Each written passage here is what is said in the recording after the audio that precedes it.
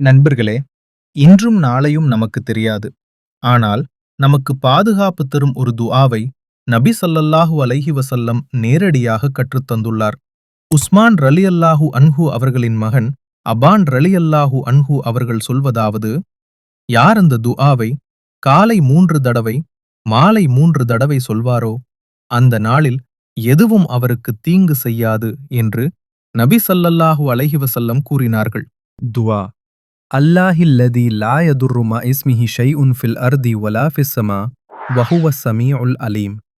பொருள்: அல்லாவின் பெயரால் பூமியிலோ வானத்திலோ எந்த ஒன்றும் தீங்கு செய்ய முடியாது.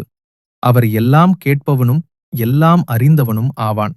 இந்த துஆவில் நமக்கு பாதுகாப்பு உள்ளது. நம் குழந்தைகள், குடும்பம், வீடு எல்லாம் அல்லாவின் பாதுகாப்பில் இருக்கும். ஆகவே ஒவ்வொரு காலைவும் 3 தடவை, ஒவ்வொரு மாலையையும் 3 தடவை கண்டிப்பாக சொல்லிக் கொள்ளுங்கள். நபி ஸல்லல்லாஹு அலைஹி வஸல்லம் வாக்கு: அந்த நாளில் எதுவும் அவருக்கு தீங்கு செய்யாது. இது ஒரு துஆ அல்ல, இது நம் தினசரி பாதுகாப்பு கவசம்.